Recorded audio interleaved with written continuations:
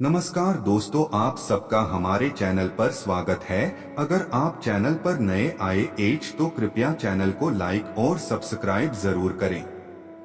भगवान श्री कृष्णा कहते कि मन में कपट रखने वाले मित्र दुश्मन से भी ज्यादा खतरनाक होते हैं। बहुत ही पुरानी बात है। एक विशालकाय जंगल में बहुत से पशु पक्षी रहा करते थे। उनके बीच एक रंगीला नाम का बड़ा ही नेक हिरण भी रहता था।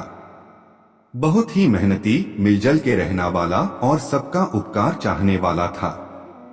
वो अपने मन, कर्म और वचन से सबका ख्याल रखता था।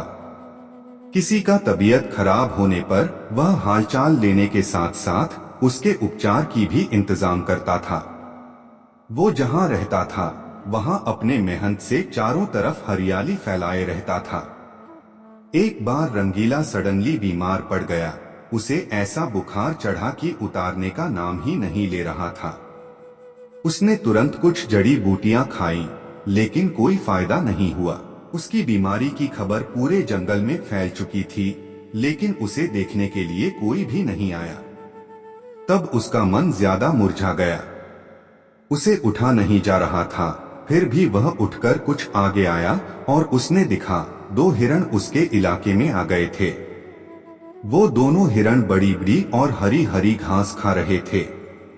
उन्होंने जब रंगीला को देखा तो मुस्कुराने लगे और बोला, अरे रंगीला, कैसी है तुम्हारी तबीयत? हम तो तुमसे ही मिलने आए हैं, तुम्हारा हालचाल जानने आए हैं। दूसरा हिरण था, रंगीला, हमने सुना तुम्हारी तबीयत बहुत खराब है, हमसे रहा नहीं गया, इसीलिए चले आए हैं। अब बताओ कैसी तबीयत है?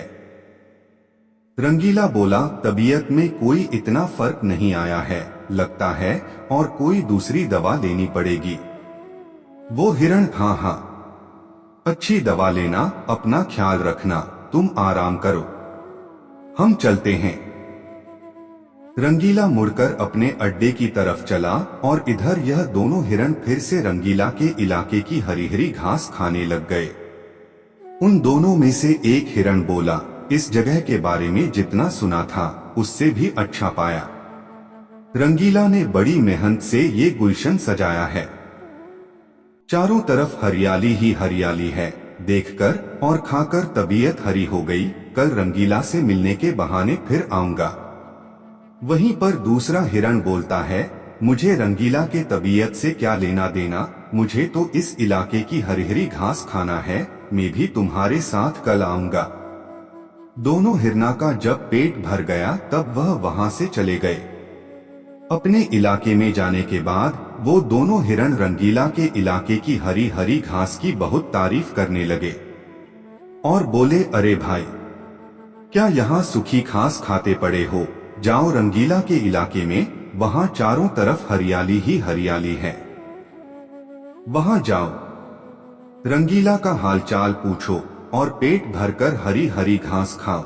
और दूसरा हिरण बोला, रंगीला बहुत अच्छा है, बड़ा नेक है, उसकी बीमार पड़ने पर भी हमें हरी हरी घास खाने के लिए मिल रही है, इससे अच्छी बात भला और क्या हो सकती है।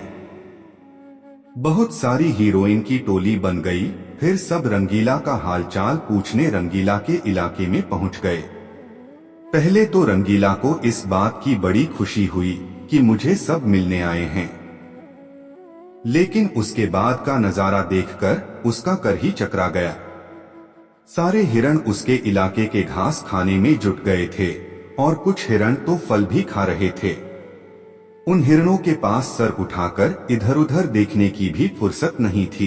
रंगीला बेचारा मन ही मन सोचने लगा कि यह लोग मेरे पास 2 घड़ी भी नहीं रुके और घास खाने के लिए जुट गए।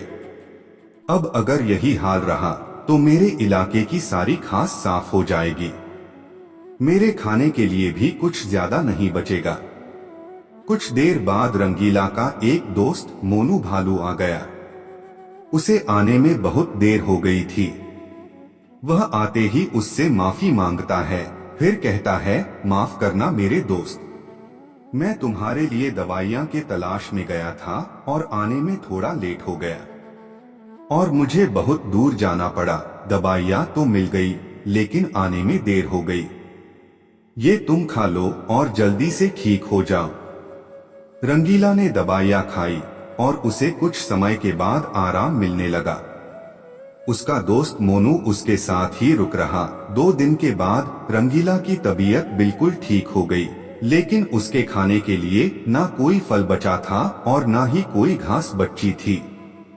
उसकी सारी मेहनत पर पानी फिर गया था। वो बहुत उदास हो गया।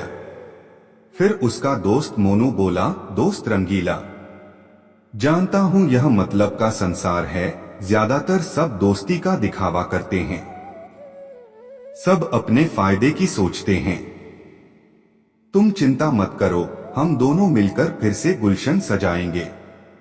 इस कहानी से हमें सीख मिलती है कि मन में कपट रखने वाले मित्र दुश्मन से भी ज्यादा खतरनाक होते हैं।